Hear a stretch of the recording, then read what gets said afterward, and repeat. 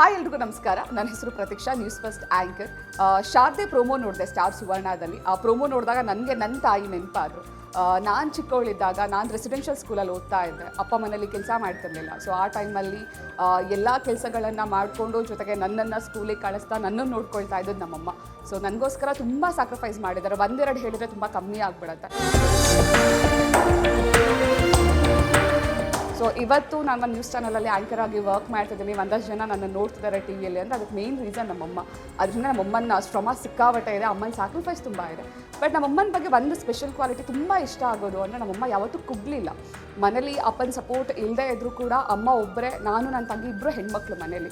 So ಇಬ್ರಿಗೂ ಯಾವುದಕ್ಕೂ ಕಮ್ಮಿ ಮಾಡದೆ, ಯಾವುದಕ್ಕೂ ಕುಗ್ಗದೆ, ಯಾವ ವಿಚಾರನೂ ತಲೆಗೆ ಹಾಕೊಳ್ದೆ ತುಂಬ ಕಷ್ಟಪಟ್ಟು ದುಡ್ದು ನನ್ನನ್ನು ನನ್ನ ತಂಗಿನ ಇಬ್ಬರೂ ಕೂಡ ಒಂದೊಳ್ಳೆ ಸ್ಟೇಜಿಗೆ ಕರ್ಕೊಂಡು ಬಂದು ನಿಲ್ಲಿಸಿದ್ದಾರೆ.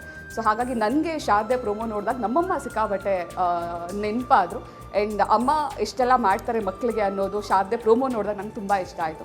ಸೊ ಶಾರದೆ ಸೀರಿಯಲ್ ಅತಿ ಶೀಘ್ರದಲ್ಲಿ ನಿಮ್ಮ ಸ್ಟಾರ್ ಸುವರ್ಣದಲ್ಲಿ ಟೆಲಿಕಾಸ್ಟ್ ಆಗ್ತಾ ಇದೆ. ನಾನಂತೂ ಮಿಸ್ ಮಾಡದೆ ನೋಡ್ತೀನಿ, ನೀವು ಮಿಸ್ ಮಾಡದೆ ನೋಡಿ. And all the very best. Sharade March 17ರಿಂದ ಪ್ರತಿದಿನ ಸಂಜೆ 6:30ಕ್ಕೆ.